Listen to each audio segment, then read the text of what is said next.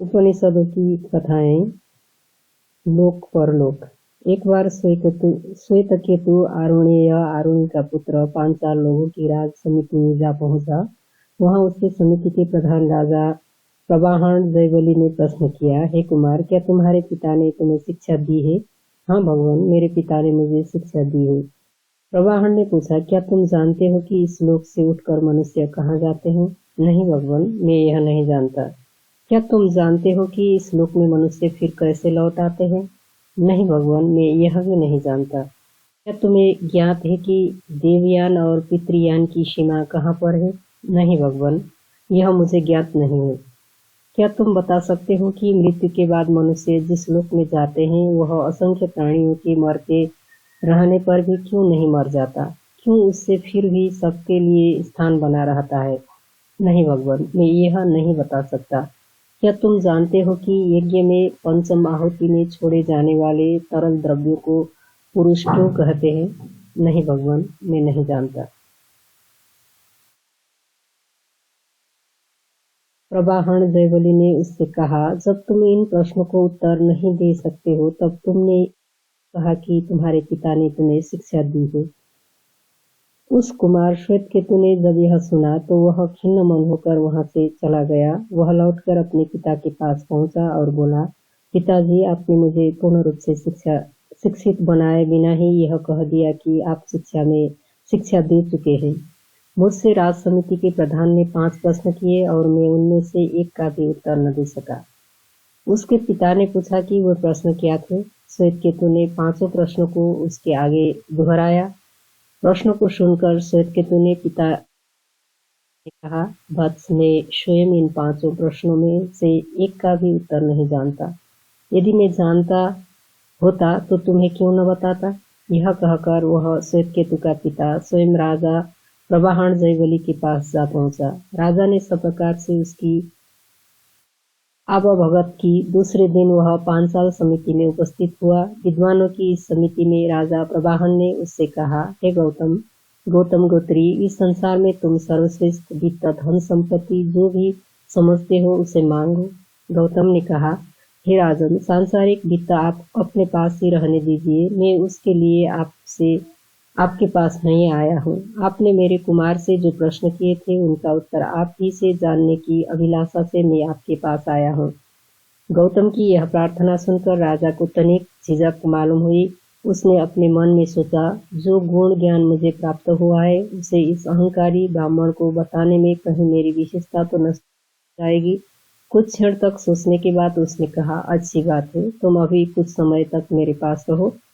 तुमने जब पूछा है तो तुम्हें बताना ही होगा। इस ज्ञान से आज तक कभी कोई ब्राह्मण परिचित नहीं रहा। इस विषय की विशेषज्ञता क्षत्रियों की ही प्राप्त है, इसलिए मैं पहली बार एक ब्राह्मणों को इस गुण ज्ञान से परिचित कराने जा रहा हूँ। गौतम जब कुछ समय तक राजा के पास रहा तो प्रवाहन जयवली ने एक दिन उसे कराने के विचार से कहना आरंभ किया, हे गौतम, मृत्यु के बाद जिस लोक में पहुंचता है वह अग्नि है। सूर्य उस अग्नि का शमित ईंधन है, उसकी किरणें अग्नि का धुआं है, दिन उसकी ज्वाला है, चंद्रमा अंगारा है और नक्षत्र उसकी चिंगारियां हैं। उस महाग्नि में देवगण आहुति के रूप में अपनी श्रद्धा को अर्पित करते हैं, तब सोम राजा प्रकट होता है। देवों का रूपक यह पर इंद्रियों के लिए है और सोम राजा वह सूक्ष्म रूप में जिसे यज्ञकर्तागण मृत्यु के बाद प्राप्त करते हैं। हे गौतम, पर्जन्य वर्षा का देवता या इंद्र ही अग्नि है और वायु उस अग्नि का ईंधन है, बादल उसका धुआं है, बिजली उसकी ज्वाला है, वज्र उसका अंगार है और बादलों का घर आना उसकी चिंगारियां हैं। उस अग्नि में देवगण सोम राजा की आहुति देते हैं जिससे वर्षा उत्पन्न होती है। हे गौतम, पृथ्वी ही अग्नि है, संवत्सर वर्ष इसके ईंधन है, आकाश इसका धुआं है, रात उसकी ज्वाला है, दिशाएं उसके अंगारे हैं और बीच की दिशाएं उसकी चिंगारियां हैं। उस अग्नि में देवगण वर्षा की आहुति देते हैं जिससे अन्न उत्पन्न होता है। हे गौतम, मनुष्य ही वह अग्नि है, वाणी उसका ईंधन है, सांस उसका धुआं है, जीभ उसकी ज्वाला है, आंखें अंगारे हैं और कान चिंगारियां हैं। उस अग्नि की आहुति देते हैं जिससे जनन शक्ति उत्पन्न होती है। हे गौतम, स्त्री ही अग्नि है। उस अग्नि में देवगण जनन शक्ति का हवन करते हैं, उससे गर्भ की उत्पत्ति होती है। यही इस प्रश्न का उत्तर है कि 5वें हवन का जल पुरुष को कहलाता है। प्राय 10 मास तक गर्भ में रहने के बाद प्राणी जन्म लेता है। जन्म लेने के बाद वह अपने पूर्व जन्म के कर्मों से निर्धारित आयु तक जीवित रहता है। उसके मृत्यु के बाद उसके पुत्र उसके मृत शरीर को अग्नि को अर्पित कर देते हैं। उससे वहां से उसने जन्म लिया था, उसका जन्म अग्नि में पूर्वोक्त आहुतियां देने के बाद ही हुआ था। हे गौतम, जो पुरुष की उत्पत्ति के इस क्रम को जानते हैं और जो अरण्य में श्रद्धा और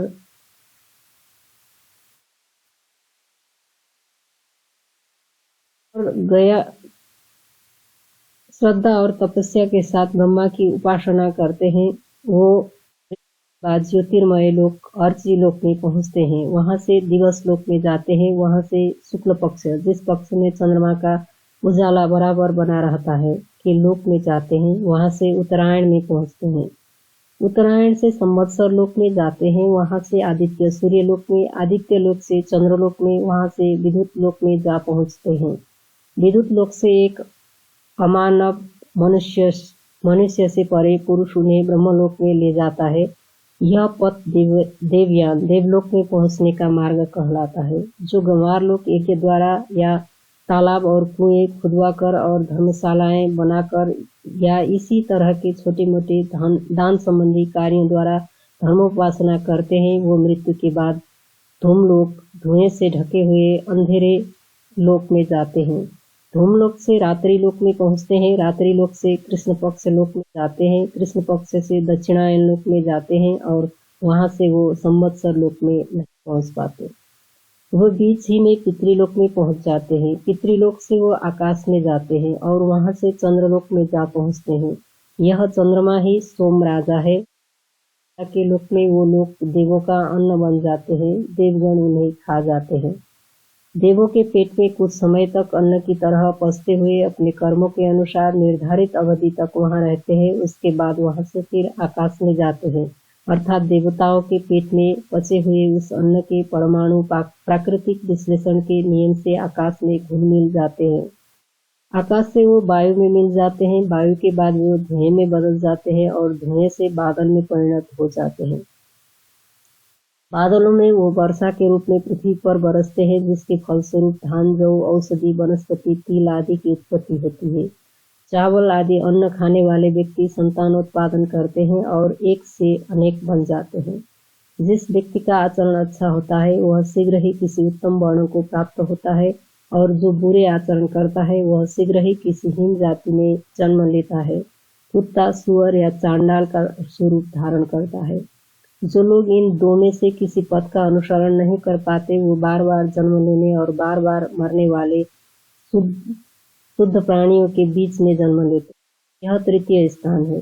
यही कारण है कि मृत्यु के बाद प्राणी जिस लोक में जाते हैं वह मरता नहीं। इसलिए हीन आचरण से घृणा करनी चाहिए। इसलिए कहा गया है कि सोना चुराने वाला, शराबी, गुरु के घर में अनुचित आचरण करने वाला, ब्रह्मज्ञानी की हत्या करने वाला, ये 4 प्रकार के व्यक्ति अत्यंत पतित होते हैं और जो लोग इनके संसर्ग में रहते हैं उनका भी पतन हो जाता है।